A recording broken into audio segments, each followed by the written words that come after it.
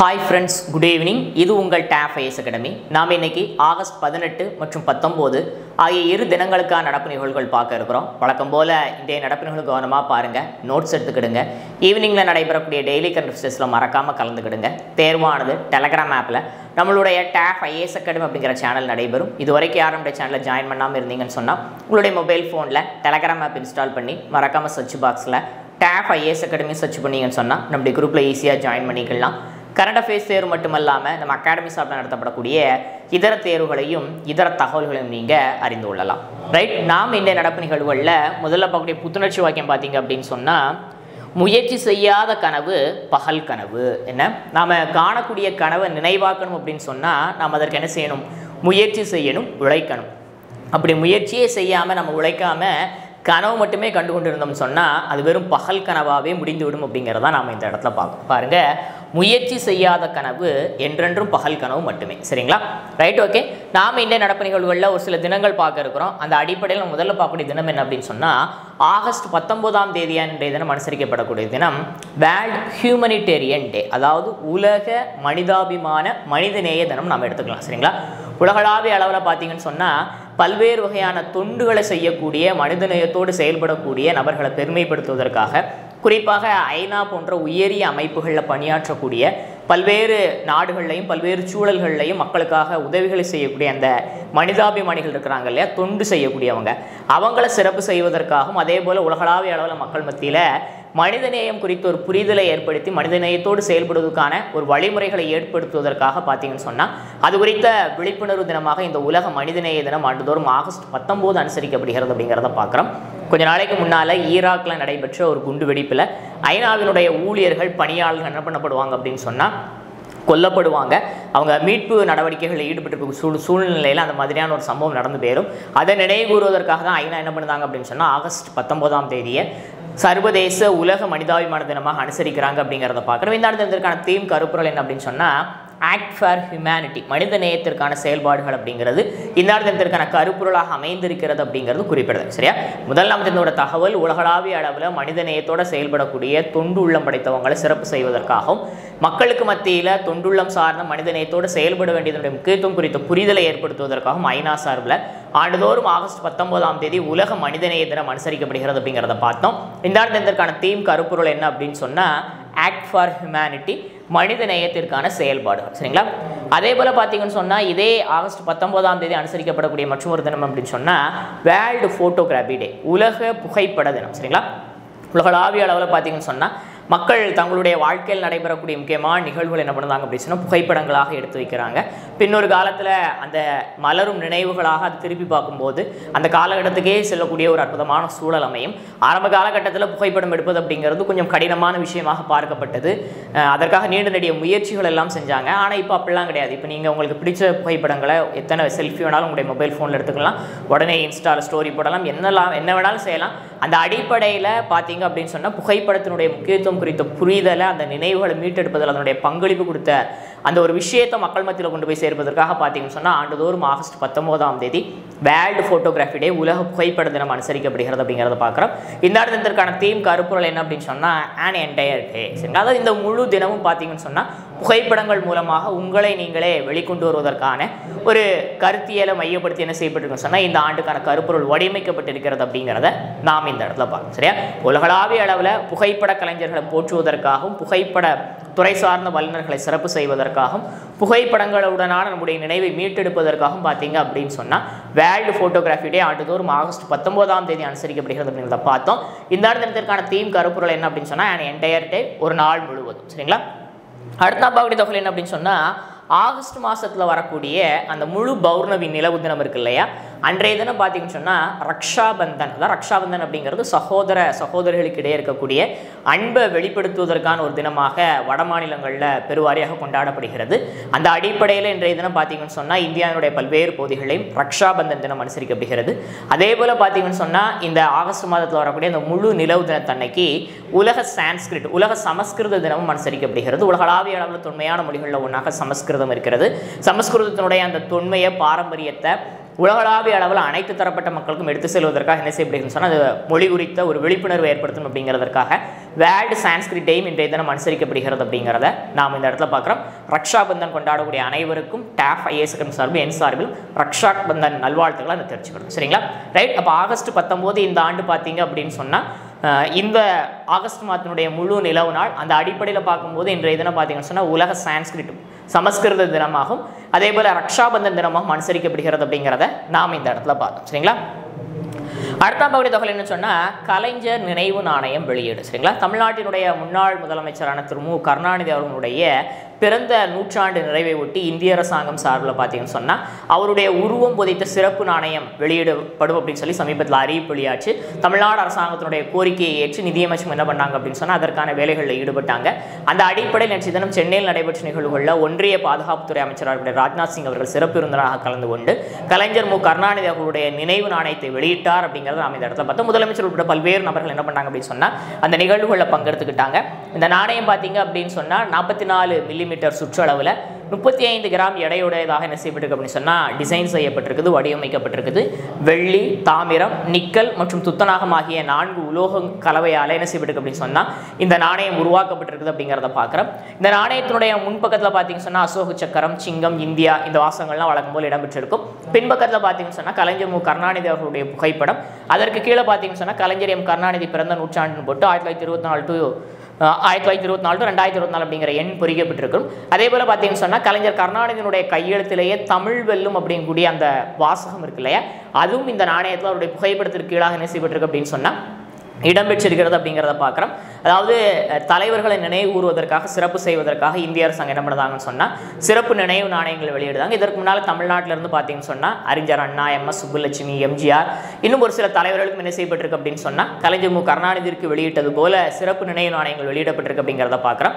அதாவது மொத்தமே 200 நாணயங்கள் தான் என்ன பண்ணியிருக்கிறாங்க அப்படின்னு சொன்னால் உருவாக்கி இருக்கிறாங்க. தேவைப்படக்கூடியவங்க ஆர்பிஐனுடைய வெப்சைட் மூலமாக ஆன்லைன் மூலமாக என்ன பண்ணிக்கலாம் சொன்னால் இந்த நாணயத்தை பர்ச்சேஸ் பண்ணிக்கலாம் அப்படிங்கிறது குறிப்பிடும்படியான விஷயம். சரிங்களா? ரைட். இப்போ நாம் தெரிஞ்சோட தகவல் என்ன அப்படின்னு சொன்னால் தமிழ்நாட்டினுடைய முன்னாள் முதலமைச்சரான திரு மு கருணாநிதி அவர்களுடைய பிறந்த நூற்றாண்டு நிறைவை ஒட்டி இந்திய அரசாங்கம் தமிழ்நாடு அரசாங்கத்தினுடைய கோரிக்கை ஏற்று அவருடைய உருவம் குறித்த சிறப்பு நினைவு நாணயத்தை வெளியிட்டிருக்கிறாங்க. அந்த அடிப்படையில் அந்த நாணயத்தை சென்னையில் நடைபெற்ற நிகழ்வுள்ள ஒன்றிய பாதுகாப்புத்துறை அமைச்சர் ராஜ்நாத் சிங் வெளியிட்டார் அப்படிங்கிறத நம்ம இந்த இடத்துல பார்க்குறோம். நாணயம் அப்படிங்கிறது அது 44 மில்லிமீட்டர் சுற்றளவுலையும் 35 கிராம் எடையுடையதாகவும் வெள்ளி, துத்தநாகம், தாமிரம், நிக்கல் கலவையினால் செய்யப்பட்ட நாணயமாக வடிவமைக்கப்படும். ஒரு பக்கத்தில் அசோக சக்கரம், அதே போல் சிங்கம் மற்றும் இந்தியா போன்ற வாசகங்கள் இடம்பெற்றிருக்கும். மறுபக்கம் பார்த்தீங்க அப்படின்னு சொன்னால் கலைஞர் எம் கருணாநிதி பிறந்த நூற்றாண்டு 1924 to 2024 தமிழ் வெல்லும் மற்றும் அவருடைய புகைப்படம் இடம்பெற்றிருக்கும் அப்படிங்கிறதை நாம் இந்த இடத்துல பார்க்குறோம். சரிங்களா? அடுத்த பகுதி தகவல் என்னன்னு சொன்னால் அத்திக்கடவு அவிநாசி திட்டம் தொடக்கம். சரிங்களா? அதாவது தமிழ்நாடு அரசாங்கம் சார்பில் இந்த திட்டம் தமிழ்நாடு முதலமைச்சர் காணொலி காட்சி மூலமாக திறந்து வைத்தார் அப்படிங்கிற நம்ம இந்த இடத்துல பார்க்குறோம். அதாவது ஆங்கிலேயர் காலத்திலிருந்து இந்த திட்டத்தை செயல்படுத்துவதற்காக பல்வேறு முயற்சிகள் எடுக்கப்பட்டு வந்துச்சு. அதுக்கடுத்து காமராஜர் முதலமைச்சர் அவருடைய காலகட்டத்திலையும் அடுத்து கருணாநிதி முதலமைச்சர் அவருடைய காலகட்டத்திலும் இதற்கான முயற்சிகள்லாம் எடுக்கப்பட்டது. ஆனால் தற்பொழுது 2021 இந்த திட்டம் தொடங்கப்பட்டு தற்போது இந்த அரசாங்கத்தால் என்ன செய்யப்பட்டிருக்குன்னு சொன்னால் அந்த திட்டம் நிறைவடைந்து தொடங்கி வைக்கப்பட்டிருக்கு அப்படிங்கிறத பார்க்குறோம். அதாவது பவானி ஆற்றில் தென்மேற்கு பருவமழை காலங்களில் பார்த்தீங்கன்னு சொன்னால் அதிகப்படியான உபரி நீர் வேஸ்ட்டாக போய் கடலில் கலக்கும். அப்படி கலக்கக்கூடிய அந்த உபரி நீர் என்ன பண்ண இருக்கிறாங்க அப்படின்னு சொன்னால் நீரேற்று நிலையங்கள் மூலமாக வறட்சியான பகுதிகளுக்கு கொண்டு போய் சேர்ப்பதுதான் இந்த திட்டத்தினுடைய மெயினான நோக்கம் அப்படிங்கிறத பார்க்குறோம். அதாவது நீலகிரி மலைப்பகுதிகளில் உருவாகக்கூடிய அந்த பவானி அந்த ஆற்று வெள்ளமானது பார்த்தீங்கன்னு சொன்னால் கேரளாவுக்கு போகுது. திரும்ப கேரளாவுக்கு போயிட்டு அப்படியே திரும்ப எங்கே வரணும் தமிழ்நாட்டுக்குள்ளே வருது. கோயம்புத்தூர் வழியாக ஈரோட்டில் பவானியில் காவிரியோட கலக்குது. அந்த ஆற்றினுடைய உபரி நீர் தான் என்ன பண்ண இருக்கிறாங்க அப்படின்னு சொன்னால் நீரேற்று நிலையங்கள் மூலமாக வறட்சியால் பாதிக்கப்பட்டிருக்கக்கூடிய அந்த 3 மாவட்டங்கள் குறிப்பாக பார்த்தீங்கன்னு சொன்னால் ஈரோடு, திருப்பூர், கோவை இந்த 3 மாவட்டங்களையும் வறட்சி பாதித்த பகுதிகள் இருக்கும் இல்லையா, அந்த பகுதிகளுக்கு இந்த உபரி நீரை கொண்டு போய் சேர்ப்பது தான் இந்த திட்டம். இந்த திட்டத்தின் மூலமாக இந்த 3 மாவட்ட மக்கள் பயனடைவாங்க அப்படிங்கிறது குறிப்பிடும்படியான விஷயம். சற்றேறக்குறை 24,468 ஏக்கர் பாச நிலங்கள் என்ன பண்ணும் அப்படின்னு சொன்னால் இந்த திட்டத்தின் மூலமாக பயன்படும். சற்றேறக்குறை 1916 கோடி மதிப்பீட்டு என்ன செய்யப்பட்டிருக்கு அப்படின்னு சொன்னால் இந்த திட்டம் செயல்படுத்தப்பட உருவாக்கப்பட்டிருக்கு அப்படிங்கிறத பார்க்குறோம். அதாவது பவானி ஆற்றினுடைய கீழ்ப்பக்கத்தில் பார்த்தீங்கன்னு சொன்னால் காளிங்கராயன் மேல் அணைக்கட்டு இருக்குது. இந்த அணைக்கட்டில் இருந்தால் சற்றேறக்குறைய ஆண்டுக்கு 1.50 TMC உபரி நீர் என்ன செய்யப்பட்டிருக்குன்னு சொன்னால் நீரேற்று முறையில் 1065 கிலோமீட்டர் நீளத்திற்கு பூமிக்கு அடியில் குழாய் அமைக்கப்பட்டு கொண்டு செல்லப்பட்டிருக்கு அப்படிங்கிறத பார்க்குறோம். இதன் மூலமாக சற்றேறக்குறைய 1045 நீர்நிலைகள் என்ன செய்யும் அப்படின்னு சொன்னால் நீர் ஆதாரங்களை பெறும் அப்படிங்கிறது குறிப்பிட முடியாத விஷயம். குறிப்பாக இந்த 3 மாவட்டத்தில் வறட்சியால் பாதிக்கப்பட்டிருக்கக்கூடிய பகுதிகள் இருக்கு இல்லையா, அந்த பகுதிகளில் மக்கள் வந்து பயன்பெறக்கூடிய வகையில் என்ன செய்யப்பட்டிருக்கு அப்படின்னு சொன்னால் இந்த திட்டமானது உருவாக்கப்பட்டு தற்போது தமிழ்நாடு முதலமைச்சரால் திறந்து வைக்கப்பட்டிருக்கு அப்படிங்கிறத நாம் இந்த இடத்துல மெயின் என்னன்னு சொன்னால் பவானி ஆற்றில் தென்மேற்கு பருவமழை காலங்களில் வெளியாகக்கூடிய உபரி நீரை நீரேற்று முறையில் மற்ற பகுதிகளுக்கு வறட்சி பாதித்த பகுதிகளுக்கு கொண்டு சேர்ப்பது இந்த திட்டத்தினுடைய மிக முக்கியமான நோக்கம். அந்த அடிப்படையில் 2021 தொடங்கப்பட்ட திட்டம் தற்போது நிறைவடைந்து தமிழ்நாடு முதலமைச்சரால் திறந்து வைக்கப்பட்டிருக்கு அப்படிங்கிறத நாம் இந்த இடத்துல பார்க்குறோம். இதன் மூலமாக சற்றேறக்குறைய 24,468 ஏக்கர் பாசன நிலங்கள் பயன்பெறும். அதேபோல் 1045 நீர்நிலைகளும் நீர் ஆதாரம் பெறும் அப்படிங்கிறத நாம் இந்த இடத்துல பார்க்கணும். சரிங்களா? அடுத்த பகுதி தகவல் என்ன சொன்னால் அகழாய்வு. நமக்கு தெரியும் தமிழ்நாட்டினுடைய பல்வேறு பகுதிகளையும் பார்த்தீங்கன்னு சொன்னால் தொடர்ந்து அகழாய்வு பணிகள் நடைபெற்று வருவது. அந்த அடிப்படையில் விருதுநகர் மாவட்டம் வெம்பக்கோட்டையில் பார்த்தீங்கன்னு சொன்னால் 3வது கட்ட அகழாய்வு பணிகள் நடைபெற்று வருகிறது. ஏற்கனவே இந்த வெம்பக்கோட்டையில் நடைபெற்ற அகழாய்வில் நிறைய தொல்லியல் பொருட்கள் கண்டறியப்பட்டிருக்குது. அந்த அடிப்படையில் தற்போது பார்த்தீங்க அப்படின்னு சொன்னால் சுடுமண்ணால் செய்யப்பட்டிருக்கக்கூடிய முத்திரை கிடைத்திருப்பதன் மூலமாக, முத்திரைனா நம்ம சீல் வைக்கிறோம் இல்லையா, அந்த மாதிரியான முத்திரை, இந்த முத்திரை கிடைத்திருப்பதன் மூலமாக அந்த பகுதியில் வந்து வணிக தொடர்பு, வேறு இடங்களுக்கு வாணிக தொடர்பு இருந்ததாக நம்பப்படுகிறது. அதே போல் பார்த்தீங்கன்னு சொன்னால் விளக்கு, சுடுமண்ணால் செய்யப்பட்ட ஒரு அழகான வடிவிலான விளக்கு, நம்ம வீட்டில் சின்ன அகல் விளக்கு ஏற்றுறோம் இல்லையா, அந்த மாதிரியான விளக்கு ஒன்று கண்டறியப்பட்டிருக்குது. அடுத்து பார்த்தீங்கன்னு சொன்னால் கல்பந்து அப்படிங்கிறது சிறிய சைஸில் உருண்டையாக இருக்கக்கூடிய கல். அதாவது அந்த காலத்தில் முன்னோர்கள் விலங்குகளை விரட்டுவதற்காக என்ன செஞ்சுருக்கிறாங்கன்னு சொல்லி கல்பந்துகள் தூக்கி எறிஞ்சு விரட்டியிருக்கிறாங்க. அதே போல் பார்த்தீங்கன்னு சொன்னால் கல்லாலான சில்லுவட்டு, அதாவது ஒரு வட்டமான சைஸில் நம்ம சின்ன வயசில் பாண்டி விளையாடுவாங்க, நொண்டின்னு சொல்லுவாங்க இல்லையா, அது விளையாடும்போது கல் எடுத்து போட்டு விளையாடுவாங்க பார்த்தீங்களா, இல்லை 70s விளையாடும்போது 7 கல்லை சேர்த்து வைப்போம் இல்லையா, அந்த மாதிரியான சைஸில் என்ன செஞ்சிருக்கு அப்படின்னு சொன்னால் கல்லாலான சில்லுவட்டும் கண்டறியப்பட்டிருக்கு அப்படிங்கிறத நாம் இந்த இடத்துல பார்க்கணும். சரியா? இப்போ நம்ம சொன்ன தகவல் என்ன அப்படின்னு சொன்னால் வெம்பக்கோட்டையில், விருதுநகர் மாவட்டம் வெம்பக்கோட்டையில் 3ஆம் கட்ட அகழாய்வு பணிகள் நடைபெற்றிருக்கு. இந்த அகழாய்வு பணிகள் சுடுமண்ணால் செய்யப்பட்டிருக்கக்கூடிய முத்திரை, விளக்கு, கல்பந்து மற்றும் கல்லாலான சில்லுவட்டு போன்றை கண்டறியப்பட்டிருக்குது. முத்திரை கிடைத்திருப்பதன் மூலமாக இந்த பகுதியில் வாணிக தொடர்பு இருந்ததாக சொல்லப்படுகிறது. அதே போல் கல்பந்து மூலமாக விலங்குகள் என்ன பண்ணியிருக்கிறாங்கன்னு சொன்னால் நம்முடைய முன்னோர்கள் விரட்டி அடிச்சிருக்கிறாங்க அப்படிங்கிறத நாம் இந்த இடத்துல பார்க்கணும். சரிங்களா? அடுத்த பகுதி தகவல் என்ன சொன்னால் திறப்பு. என்ன திறக்கப்பட்டிருக்கு அப்படின்னு சொன்னால் புதிய கடல்சார் மீட்பு ஒருங்கிணைப்பு மையம். சரிங்களா? எங்கே திறக்கப்பட்டிருக்கு அப்படின்னு சொன்னால் சென்னையில். யார் திறந்து வச்சாங்கன்னு சொன்னால் ஒன்றிய பாதுகாப்புத்துறை அமைச்சராக இருக்கக்கூடிய ராஜ்நாத் சிங் வந்து பார்த்தீங்கன்னு சொன்னால் கலைஞர் நினைவு நாணயத்தை வெளியிடுவதற்காக வந்திருந்தார். அந்த நேரத்தில் இதையும் சேர்த்து திறந்து வைத்தார் அப்படிங்கிறத நாம் இந்த இடத்துல பார்க்குறோம். எதற்காக இந்த கடல்சார் மீட்பு ஒருங்கிணைப்பு மையம் அப்படின்னு சொன்னால் கடலுக்கு போகக்கூடிய மீனவர்களுக்கு கடலுக்குள்ளே ஏதாவது பிரச்சனை ஏற்படுச்சு அப்படின்னு சொன்னால் அவங்கள பாதுகாப்பாக மீட்பதற்காக என்ன செய்யப்பட்டிருக்கு அப்படின்னு சொன்னால் இந்த புதிய கடல்சார் மீட்பு ஒருங்கிணைப்பு மையம் உருவாக்கப்பட்டிருக்கு அப்படிங்கிறத நாம் இந்த இடத்துல மீனவர்களுக்கு மட்டுமல்லாமல் படகுகளில் கப்பல்களில் போகக்கூடியவங்க ஏதாவது விபத்தோ இல்லை ஏதோ ஒரு அவங்களுக்கு ஏதோ ஒரு ஆபத்து ஏற்பட்டிருக்கு அப்படின்னு சொன்னால் அவங்க தகவல் தெரிவித்தாங்க அப்படின்னு சொன்னால் உடனடியாக மீட்பு நடவடிக்கைகள் ஈடுபடுவதற்கான ஒரு ஒருங்கிணைந்த, அதாவது மீட்பு நடவடிக்கைகள் அதனுடைய செயல்திறனை மேம்படுத்துவதற்காக இந்த கடல்சார் மீட்பு ஒருங்கிணைப்பு மையம் சென்னையில் உருவாக்கப்பட்டிருக்கு. அதை ஒன்றிய பாதுகாப்புத்துறை அமைச்சர் ராஜ்நாத் சிங் அவர்கள் திறந்து வைத்தார் அப்படிங்கிறத பார்க்குறோம். அதோடு சேர்ந்து பார்த்தீங்கன்னு சொன்னால் சென்னை துறைமுக வளாகத்தில் மண்டல கடல் மாசு மீட்பு மையம் உருவாக்கப்பட்டிருக்குது. அதனையும் அமைச்சர் திறந்து வைத்தார் அப்படிங்கிற பார்க்குறோம். அதாவது கடல் பகுதிகளில் ஏற்படக்கூடிய எண்ணெய் மாசு போன்ற விஷயங்கள்லேருந்து கடலை பாதுகாப்பதற்காக மீட்பு நடவடிக்கைகளில் ஈடுபடுவதற்காக இந்த கடல் மாசு மீட்பு மையம் உருவாக்கப்பட்டிருக்கு அப்படிங்கிறத பார்க்குறோம். அடுத்து புதுச்சேரியில் பார்த்தீங்கன்னு சொன்னால் கடலோர காவல் படையினுடைய விமானப்படை வளாகத்தையும் வந்து என்ன பண்ணார் சொன்னால் காணொலி காட்சி மூலமாக ராஜ்நாத் சிங் திறந்து வைக்கார் அப்படிங்கிறத பார்க்குறோம். அதாவது கடலோர பகுதிகளில் மீட்பு நடவடிக்கைகளில் ஈடுபடுவதற்காகவும் மற்றும் ரோந்து பணிகளில் ஈடுபடுவதற்காகவும் ஹெலிகாப்டர்கள் மற்றும் போர் விமானங்களை நிறுத்துவதற்காக என்ன செய்யப்பட்டிருக்குன்னு சொன்னால் கடலோர காவல் படையினுடைய விமானப்படை வளாகம் வந்து புதுச்சேரியில் உருவாக்கப்பட்டிருக்குது. அதனையும் ஒன்றிய பாதுகாப்புத்துறை அமைச்சர் ராஜ்நாத் சிங் அவர்கள் திறந்து வைத்தார் அப்படிங்கிறத பார்க்குறோம். இப்போ இந்த நிகழ்வுகளில் கலந்து கொள்வதற்காக இந்திய கடலோர காவல் படையினுடைய தலைமை இயக்குநராக இருக்கக்கூடிய ராகேஷ் பால் என்ன பண்ணியிருந்தாருன்னு சொன்னால் சென்னை வந்திருந்தார். வந்திருந்த இடத்துல திடீரென ஏற்பட்ட உடல்நலக்குறைவு காரணமாக அவர் காலமானார் அப்படிங்கிறத நம்ம இந்த இடத்துல பார்க்குறோம். அதாவது கடலோர பாதுகாப்பு படையினுடைய காவல் படையினுடைய 25வது தலைமை இயக்குநராக பொறுப்பில் இருந்தவர் தான் யார் அப்படின்னு சொன்னால் ராகேஷ் பால். சற்றேறக்குறைய 30க்கும் மேற்பட்ட ஆண்டுகள் கடலோர காவல் படையில் பல்வேறு பொறுப்புகளில் பணியாற்றியிருக்கிறாரு. தான் பணியாற்றக்கூடிய காலகட்டங்களில் சிறப்பான முறையில் பணியாற்றியதற்காக ஜனாதிபதியினுடைய பல்வேறு விருதுகளையும் அவர் பெற்றிருக்கிறார் அப்படிங்கிறது குறிப்பிடும்படியான விஷயம். சரிங்களா? ரைட். அப்போ தன்னோட தகவல் என்ன அப்படின்னு சொன்னால் கடலில் ஆபத்தில் மாட்டியிருக்கக்கூடிய மீனவர்கள் உட்பட பல்வேறு தரப்பினர்களை பாதுகாப்பதற்காக மீட்பு நடவடிக்கைகளை ஒருங்கிணைப்பதற்காக சென்னையில் புதிய கடல்சார் மீட்பு ஒருங்கிணைப்பு மையம் உருவாக்கப்பட்டிருக்குது. அதனையும் அதோடு இணைந்து சென்னை துறைமுக வளாகத்தில் உருவாக்கப்பட்டிருக்கக்கூடிய மண்டல கடல் மாசு மீட்பு மையத்தையும் அதே போல் புதுச்சேரியில் உருவாக்கப்பட்டிருக்கக்கூடிய கடலோர காவல்படையினுடைய விமானப்படை வளாகத்தையும் என்ன பண்ணார் அப்படின்னு சொன்னால் ராஜ்நாத் சிங் அவர்கள் திறந்து வைத்தார் அப்படிங்கிறத பார்த்தோம். இந்த நிகழ்வுகளில் கலந்து கொள்வதற்காக வந்திருந்த கடலோர காவல்படையினுடைய 25வது தற்போதைய தலைமை இயக்குனர் இருந்த ராகேஷ் பால் உடல்நலக்குறை காரணமாக காலமானார் அப்படிங்கிறதையும் நாம் இந்த இடத்துல பார்த்தோம். சரிங்களா? அடுத்த பார்க்கக்கூடிய நபர் யாருன்னு சொன்னால் சிவ்தாஸ் மீனா. சிவ்தாஸ் மீனா யார் நம்ம நன்றாகவே தெரியும். தமிழ்நாட்டினுடைய தற்போதைய தலைமை செயலராக இருப்பவர் தான் சிவ்தாஸ் மீனா. ராஜஸ்தான் மாநிலத்தை சார்ந்தவர். 1989ஆம் ஆண்டு தமிழ்நாடு பிரிவு IAS அதிகாரி அப்படிங்கிறது குறிப்பிடக்கூடிய அம்சம். கடந்த ஆண்டு ஜூனில் தான் பார்த்தீங்கன்னு சொன்னால் தமிழ்நாட்டினுடைய 49வது தலைமை செயலராக பொறுப்பேற்றார் அப்படிங்கிறது குறிப்பிடத்தக்கது.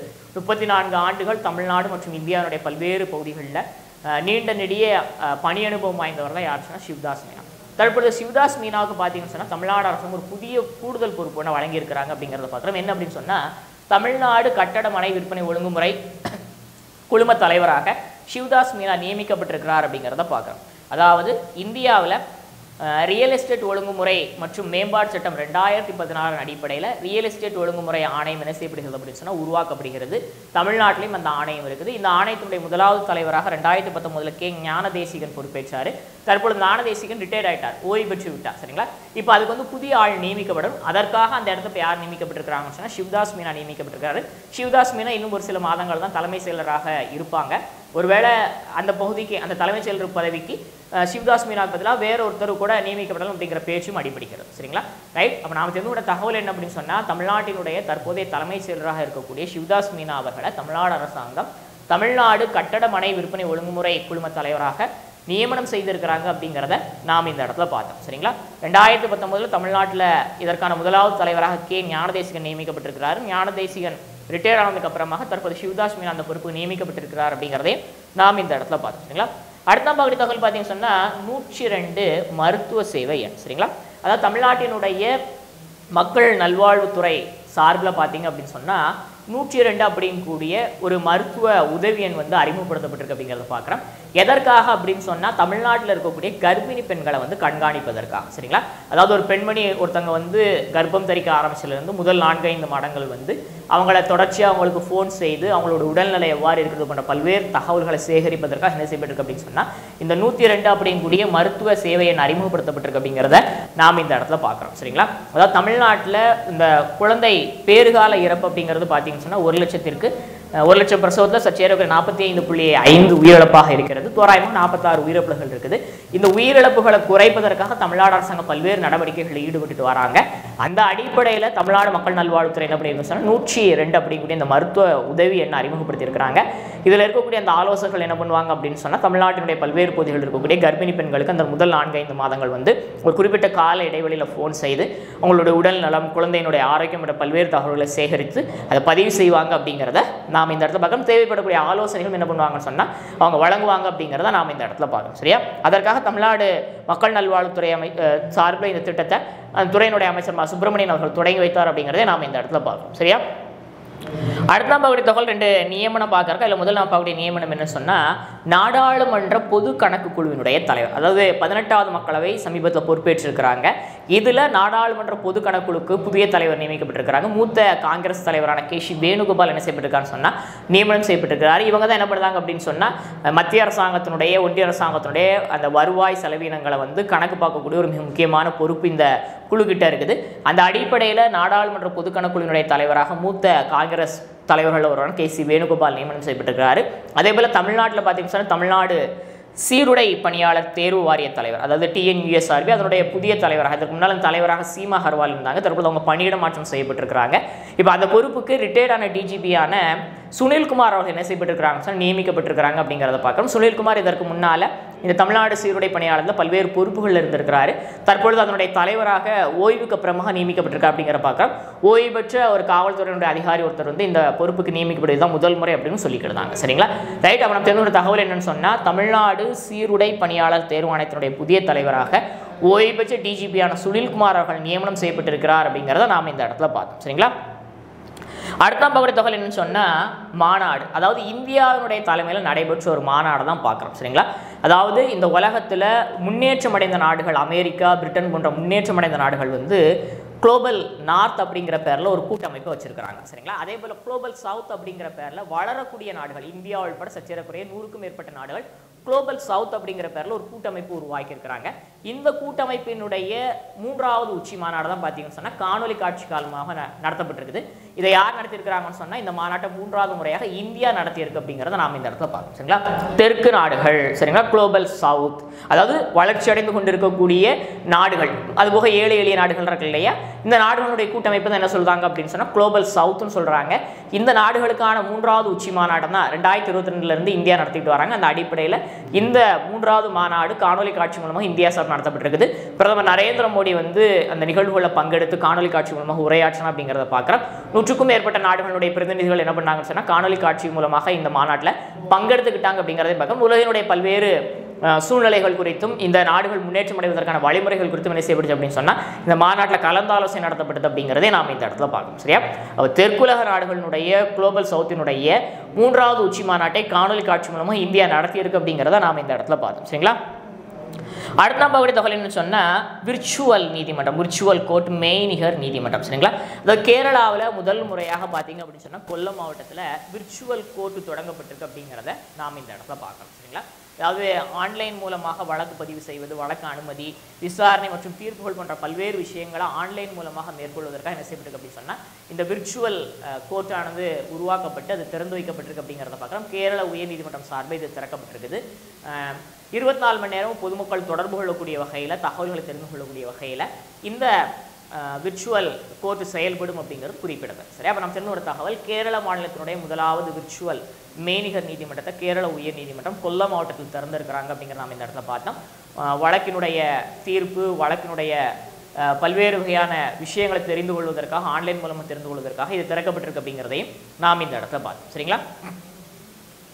ரைட், நம்ம ரீகேப்பாக இருக்கிறோம். ஆரம்பத்தில் என்ன பார்த்தோம் அப்படின்னு சொன்னால் உலகளாவிய அளவில் மனிதாபிமான செயல்பாடுகளில் ஈடுபடக்கூடியவங்களை சிறப்பு செய்வதற்காக, மக்கள் மத்தியில் மனிதாபிமான விஷயங்களை குறித்த விழிப்புணர்வை ஏற்படுத்தணும் அப்படிங்கிறதற்காக உலக மனிதாபிமான தினம் ஆண்டுதோறும் ஆகஸ்ட் 19 அனுசரிக்கப்படுகிறது அப்படிங்கிறது பார்த்து இந்த ஆண்டுக்கான தீம் கருப்பொருள் என்ன அப்படின்னு சொன்னால் ஆக்ட் ஃபார் ஹியூமனிட்டி, மனித நேயத்திற்கான செயல்பாடுகள். அதேபோல் உலகளாவிய அளவில் புகைப்பட கலைஞர்களை பெருமைப்படுத்துவதற்காக புகைப்படங்களை எடுப்பது குறித்த மற்றும் நம்மளுடைய நினைவலைகளில் புகைப்படங்களுடைய முக்கியத்துவம் குறித்த புரிதலை மக்கள் மத்தியில் ஏற்படுத்துவதற்காக ஆண்டுதோறும் ஆகஸ்ட் 19 வேர்ல்டு ஃபோட்டோகிராஃபி டே அனுசரிக்கப்படுகிறது அப்படிங்கிறத பார்த்தோம். இந்த ஆண்டு தினத்திற்கான தீம் கருப்பொருள் என்ன சொன்னால் ஆன் என்டையர் டே. சரிங்களா? அது மட்டும் இல்லாமல் பார்த்தீங்கன்னு சொன்னால் ஆகஸ்ட் மாதத்தினுடைய முழு பௌர்ணமி நிலவு தினம் என்று பார்த்தீங்கன்னு சொன்னால் இந்தியாவில் வேர்ல்டு சான்ஸ்கிரிட் டேயும் ரக்ஷாபந்தன் டேயும் அனுசரிக்கப்படுகிறது. சகோதர சகோதரர்களுடைய அன்பு பாசத்தை வெளிப்படுத்தக்கூடிய வகையில் வட மாநிலங்களில் பெரும்பாலும் இந்த ரக்ஷாபந்தன் அனுசரிக்கப்படுகிறது. அதே போல் பார்த்தீங்கன்னு சொன்னால் உலகினுடைய தொன்மையான மொழிகளில் ஒன்றான சான்ஸ்கிரிட் குறித்த புரிதலை உலகளாவிய அளவில் மக்கள் மத்தியில் கொண்டு போய் சேர்க்கணும் அப்படிங்கிறதுக்காக உலக சமஸ்கிருத தினம் அனுசரிக்கப்படுகிறது அப்படிங்கிறத நாம் இந்த இடத்துல பார்த்தோம். அடுத்தாக விருதுநகர் மாவட்டம் வெம்புக்கோட்டையில் நடைபெற்ற 3ஆம் கட்ட அகழ்வாய்வு பணிகளில் சுடுமண்ணாலான முத்திரை, விளக்கு, கல்பந்து மற்றும் கல்லாலான சில்வெட்டு போன்ற கிடைச்சிருக்குது. முத்திரை கிடைத்திருப்பதன் மூலமாக இந்த பகுதியில் வணிக தொடர்பு இருந்தால் நம்ம தெரிஞ்சுக்கலாம். கல்பந்து மூலமாக அந்த காலத்து மக்கள் என்ன பண்ணியிருக்கிறாங்கன்னு சொன்னால் விலங்கினங்களை விரட்டி இருக்கிறாங்க அப்படிங்கிறதையும் நம்ம தெரிஞ்சுக்கலாம். சரிங்களா? அடுத்த பார்த்தவர்கள் என்ன சொன்னால் தமிழ்நாட்டின் முன்னாள் முதலமைச்சர் ஒருவரான மு. கருணாநிதி அவர்களுடைய பிறந்த நாள் நூற்றாண்டை முன்னிட்டு தமிழ்நாடு அரசாங்கத்தினுடைய வேண்டுகோளுக்கு இணங்க இந்திய அரசாங்கம் ₹100 அவருடைய உருவம் புதைத்த ₹100 சிறப்பு நாணயத்தை வெளியிட்டிருக்கிறாங்க. அந்த வெளியிடக்கூடிய நிகழ்வு சென்னையில் நடைபெற்று இதில் ஒன்றிய பாதுகாப்புத்துறை அமைச்சராக இருக்கக்கூடிய ராஜ்நாத் சிங் அவர்கள் கலந்து கொண்டு அந்த நினைவு நாணயத்தை வெளியிட்டார். இந்த நினைவு நாணயம் பார்த்தீங்கன்னு சொன்னால் 44 மில்லிமீட்டர் சுற்றளவு உடையதாகவும் 35 கிராம் எடை உடையதாகவும் வெள்ளி, தாமிரம், நிக்கல் மற்றும் துத்தநாகம் ஆகிய கலவைகளால் செய்யப்பட்டதாகவும் உருவாக்கப்பட்டிருக்குது. இந்த நாணயத்தினுடைய முன்பக்கத்தில் அசோக சக்கரம் மற்றும் இந்தியா மற்றும் சிங்கம் போன்ற விஷயங்கள் இடம்பெற்றிருக்கும். பின்பகுதியில் கலைஞர் மு. கருணாநிதியினுடைய உருவம், அதற்கு கீழாக பார்த்தீங்கன்னா அவருடைய கையெழுத்திலேயே தமிழ் வெல்லும் அப்படிங்கக்கூடிய அந்த வாசகம். அது மட்டும் இல்லாமல் கலைஞர் எம். கருணாநிதி பிறந்த நூற்றாண்டு அப்படிங்கிறத போட்டு அது பக்கத்தில் 1924 to 2024 அப்படிங்கிற வாசகம் பொறிக்கப்பட்டிருக்கிறது அப்படிங்கிறத நாம் இந்த இடத்துல பார்த்தோம். சரிங்களா? அடுத்த பார்த்தகோல் என்ன அப்படின்னு சொன்னால் ஈரோடு, திருப்பூர், கோவை ஆகிய 3 மாவட்டங்களில் வறட்சி பாதித்த பகுதிகள் பயனடையக்கூடிய வகையில் தமிழ்நாடு அரசாங்கம் அத்திக்கடவு அவிநாசி திட்டத்தை தொடங்கி இருக்கிறாங்க அப்படிங்கிறத பார்த்தோம். பவானி ஆற்றில் ஆண்டுதோறும் தென்மேற்கு பருவமழை காலங்களில் வெளியாகக்கூடிய அதிகப்படியான உபரி நீரை நீரேற்று நிலையங்கள் மூலமாக மடை மாற்றம் செஞ்சு இந்த பகுதிகளுக்கு, அதாவது வறட்சி பாய்ந்த பகுதிகளுக்கு அனுப்புறது தான் இந்த திட்டத்தினுடைய மெயினான நோக்கம். இதன் மூலமாக சற்றேறக்குரிய 24,468 ஏக்கர் பாசன நிலங்கள் பயன்பெறும். சற்றேறக்குற 1916 கோடி ரூபாய் மதிப்பீட்டில் திட்டமானது உருவாக்கப்பட்டு 2001 அடிக்கல் நாட்டப்பட்டு தற்போது திறந்து வைக்கப்பட்டிருக்கிறது. ஆங்கிலேயர் காலத்திலேயே தொடங்கப்பட்டு பல்வேறு கருத்துகள் பெறப்பட்டு தற்போது என்ன செய்யப்பட்டு சொன்னா அது நிறைவு பெற்றிருக்கிறது அப்படிங்கிறத நாம் இந்த இடத்துல பார்க்கிறோம். பவானி ஆறினுடைய கீழ்ப்பகுதியில் காளிங்கராயன் அணைக்கட்டு இருக்குது. அந்த அணைக்கட்டிலிருந்து ஒரு வருஷத்துக்கு சற்றேறக்குறை 1.50 TMC உபரிநீர் என்ன செய்யப்பட்டிருக்கு அப்படின்னு சொன்னால் நீரேற்று நிலையங்கள் மூலமாக நீரேற்று முறையில் 1065 கிலோமீட்டர் நிலத்திற்கு பூமிக்கடியில் குழாய்கள் பதிக்கப்பட்டு தண்ணீர் வறட்சி பாதித்த பகுதிகளுக்கு எடுத்து செல்லப்பட்டிருக்குது. இதன் மூலமாக சற்றேறக்குறை 1045 நீர்நிலைகள் பயன்பெறும் அப்படிங்கிறது குறிப்பிடும்படியான விஷயம். சரிங்களா? இந்த திட்டத்தை தமிழ்நாடு முதலமைச்சர் காணொலி காட்சி மூலமாக சென்னையிலிருந்து திறந்து வைத்தார் அப்படிங்கிறத நாம் இந்த இடத்துல பார்க்கணும். சரியா? அடுத்து பார்த்தீங்கன்னு சொன்னால் கலைஞர் கருணாநிதி அவர்களுடைய 100ஆண்டு நிறைவை முன்னிட்டு சிறப்பு நாணயம் வெளியிடுவதற்காக சென்னை வந்திருந்த ஒன்றிய பாதுகாப்புத்துறை அமைச்சர் ராஜ்நாத் சிங் அவர்கள் சென்னையில் புதிய கடல்சார் மீட்பு ஒருங்கிணை மையத்தை திறந்து வச்சாரு. அதாவது கடல்ல மீனவர்கள் கடலுக்குள்ள போகும்போது ஏற்படக்கூடிய அசம்பாவித சம்பவங்கள்ல இருந்து அவங்களை மீட்பதற்காக மற்றும் இதர தரப்பினருக்கும் பல்வேறு வகையில் உதவிகளை வழங்குவதற்காக ஒருங்கிணைப்பை ஏற்படுத்துவதற்காக செயல்திறனை மேம்படுத்துவதற்காக இந்த புதிய கடல்சார் மீட்பு ஒருங்கிணை மையம் உருவாக்கப்பட்டு திறந்து வைக்கப்பட்டிருக்கு அப்படிங்கிறத பார்த்தோம். மேலும் சென்னை துறைமுக வளாகத்தில் உருவாக்கப்பட்டிருக்கக்கூடிய மண்டல கடல் மாசு மீட்பு மையத்தையும் புதுச்சேரியில் கடலோர காவல்படையினுடைய விமானப்படை வளாகத்தையும் காணொலி காட்சி மூலமாக ராஜ்நாத் சிங் அவர்கள் திறந்து வைத்தார். இந்த நிகழ்வுகளில் பங்கெடுப்பதற்காக வந்திருந்த கடலோர காவல்படையினுடைய 25வது தற்போதைய தலைமை தளபதியாக இருந்த ராகேஷ் பால் அவர்கள் திடீர் ஏற்பட்ட உடல்நலக்குறை காரணமாக இறந்து போயிருக்கிறார், மறைந்திருக்கிறார் அப்படிங்கிறத நாம் இந்த இடத்துல பார்க்குறோம். சற்றேறக்குற 30க்கும் மேற்பட்ட ஆண்டுகள் கடலோர காவல்படையில் பல்வேறு பிரிவுகளில் பணியாற்றியிருக்கிறார். தன்னுடைய வீரதீர செயல்களுக்காக சிறப்பான முறையில் பணியாற்றியதற்காக பல்வேறு தருணங்கள் குடியரசுத் தலைவருடைய பல்வேறு பதக்கங்களை பெற்றிருக்கிறார் அப்படிங்கிறது குறிப்பிடத்தக்கது. சரிங்களா? அடுத்த தகவல் என்னன்னு சொன்னால் தமிழ்நாட்டில் கர்ப்பிணிகளை கண்காணிப்பதற்காக தமிழ்நாடு மக்கள் நல்வாழ்வுத்துறை சார்பில் 102 அப்படிக்கூடிய மருத்துவ சேவைன்னு தொடங்கப்பட்டிருக்குது. இதன் மூலமாக ஆலோசகர்கள் என்ன பண்ணுவாங்கன்னு சொன்னால் கர்ப்பிணிகளை, அதாவது முதல் கர்ப்பம் தரித்த முதல் 4-5 மாதங்களுக்கு கர்ப்பிணிகள் அவங்க பல்வேறு காலகட்டங்களை தொடர்பு கொண்டு அவங்களுடைய ஆரோக்கியம், குழந்தையினுடைய ஆரோக்கியம் போன்ற பல்வேறு விஷயங்களை பதிவு செய்வாங்க. தமிழ்நாட்டில் பேறுகால இறப்பு அப்படிங்கிறது 1 லட்சம் குழந்தைகளுக்கு சற்றேறக்குறைய 45.5 இறப்பாக இருக்குது. அந்த உயிரிழப்பை குறைக்கணும் அப்படிங்கிற நோக்கத்திற்காக பல்வேறு திட்டங்கள் செயல்படுத்தி வருகிறது. அதில் ஒரு பகுதியாக இந்த 102 மருத்துவ சேவையை அறிமுகப்படுத்தப்பட்டிருக்கு அப்படிங்கிறதே நாம் இந்த இடத்துல பார்த்தோம். சரிங்களா? மக்கள் நல்வாழ்வுத்துறை அமைச்சர் தொடங்கி வைத்தார் அப்படிங்கிறது பார்க்குறோம். தமிழ்நாட்டினுடைய 49வது தற்போதைய தலைமை செயலராக இருக்கக்கூடிய சிவ்தாஸ் மீனா அவர்களை தமிழ்நாடு அரசாங்கம் என்ன பண்ணியிருக்கிறாங்கன்னு சொன்னால் தமிழ்நாடு கட்டட மனை விற்பனை ஒழுங்குமுறை குழும தலைவராக நியமனம் பண்ணியிருக்கிறாங்க அப்படிங்கிறத பார்க்குறோம். 1989 தமிழ்நாடு பிரிவு IAS அதிகாரி தான் சிவ்தாஸ் மீனா, ராஜஸ்தான் மாநிலத்தை சேர்ந்தவர். 2023 ஜூனில் பார்த்தீங்கன்னு சொன்னால் 49வது தமிழ்நாட்டின் தலைமை செயலராக நியமிக்கப்பட்டார். தமிழ்நாடு மட்டுமல்லாமல் இந்தியாவினுடைய ஒன்றிய அரசாங்க பதவிகளும் சற்றேறக்குறைய 34 ஆண்டுகளுக்கு மேல் ஒரு நீண்ட நெடிய பணி அனுபவம் வாய்ந்தவர் தான் யார் அப்படின்னா சிவ்தாஸ் மீனா அவர்கள். அதாவது இந்தியாவில் ரியல் எஸ்டேட் ஒழுங்குமுறை மற்றும் மேம்பாடு சட்டம் 2016 அடிப்படையில் ரியல் எஸ்டேட் ஒழுங்குமுறை ஆணையம் உருவாக்கப்பட்டிருக்குது. தமிழ்நாட்டிலே உருவாக்கப்பட்டிருக்கக்கூடிய அந்த ஆணையத்துக்கு 2019 ஞானதேசிகன் தலைவராக நியமிக்கப்பட்டார். தற்பொழுது ஒரு ஓய்வு பெற்றதை தொடர்ந்து அந்த பொறுப்புக்கு யார் நியமிக்கப்பட்டிருக்கிறாங்கன்னு சொன்னால் சிவ்தாஸ் மீனா நியமிக்கப்பட்டிருக்கிறார் அப்படிங்கிறத நாம் எதிர்த்து பார்க்கலாம். கூடிய விரைவில் சிவ்தாஸ் மீனா தலைமைச் செயலாளர் பொறுப்பு ஓய்வு பெற இருப்பதும் குறிப்பிடத்தக்கது. சரிங்களா? அடுத்த தகவல் என்னன்னு சொன்னால் நாடாளுமன்ற பொது கணக்குழுவினுடைய தலைவராக காங்கிரஸ் கட்சியினுடைய மூத்த தலைவரான KC வேணுகோபால் நியமிக்கப்பட்டிருக்க 18வது மக்களவையில் இந்த மாற்றம் செய்யப்பட்டிருக்கு அப்படிங்கிறத நாம் இந்த இடத்துல பார்க்குறோம். அதாவது இந்திய அரசாங்கத்தினுடைய கணக்கு வழக்குகளை சரிபார்க்கக்கூடிய ஒரு முக்கியமான அமைப்பு தான் என்ன அப்படின்னு சொன்னால் இந்த நாடாளுமன்ற பொது கணக்குழு அப்படிங்கிறது குறிப்பிடத்தக்கது. தமிழ்நாட்டில் சீருடை பணியாளர் தேர்வாணையத்தினுடைய தலைவராக இந்த சீமா அவர்கள் இடமாற்றம் செய்யப்பட்டிருக்கிறாங்க. அந்த அடிப்படையில் அந்த பதவிக்கு ஏற்கனவே ஓய்வு பெற்ற DGP-யான சுனில்குமார் அவர்கள் நியமிக்கப்பட்டிருக்கிறார் அப்படிங்கிறத நாம் இந்த இடத்துல பார்த்தோம். அடுத்தாக பார்த்தீங்கன்னு சொன்னால் தெற்கு நாடுகள் அப்படிங்கிறது இந்த உலகத்தில் வளர்ந்து வரக்கூடிய நாடுகள், இந்தியா உட்பட பல்வேறு 100க்கும் மேற்பட்ட நாடுகள். இந்த கூட்டமைப்பினுடைய 3வது உச்சி மாநாடு, குளோபல் சவுத்தினுடைய 3வது உச்சி மாநாடு காணொலி காட்சி மூலமாக இந்தியா நடத்துச்சு அப்படிங்கிறத பார்க்குறோம். இந்த மாநாட்டில் பிரதமர் கலந்து கொண்டு சிறப்புரையாற்றினார். 100க்கும் மேற்பட்ட நாடுகளுடைய பிரதிநிதிகள் காணொலி காட்சி மூலம் இந்த மாநாட்டில் பங்கெடுத்தாங்க அப்படிங்கிறத நாம் இந்த இடத்துல பார்க்குறோம். கேரள மாநிலத்தில் கேரள உயர்நீதிமன்றம் முதல் முறையாக கொல்லம் மாவட்டத்தில் விர்ச்சுவல் மெய்நிகர் நீதிமன்றத்தை உருவாக்கி திறந்திருக்கிறாங்க. அதாவது ஆன்லைன் மூலமாக வழக்கு பதிவு, வழக்கு அனுமதி, விசாரணை மற்றும் தீர்ப்புகள் போன்ற பல்வேறு விஷயங்களை தெரிந்து கொள்வதற்காக இந்த விர்ச்சுவல் நீதிமன்றம் உருவாக்கப்பட்டிருப்பது குறிப்பிடத்தக்கது. சரிங்களா? இன்றைய நடப்பு நிகழ்வுகள் உங்களுக்கு பயனளிக்கக்கூடிய வகையில் இருந்திருக்கு நான் நினைக்கிறேன். இந்த வீடியோ உங்களுக்கு பிடிச்சதுன்னு சொன்னால் லைக் பண்ணுங்கள், ஷேர் பண்ணுங்கள், சப்ஸ்கிரைப் பண்ணுங்கள். மறக்காமல் ஈவினிங்கில் நடைபெறக்கூடிய டெய்லி கண்டென்ட்ஸில் கலந்துக்கிடுங்க. உங்களது வேல்யூபிள் கமெண்ட்ஸை கமெண்ட் பாக்ஸில் பதிவிடுங்க. தேங்க்யூ.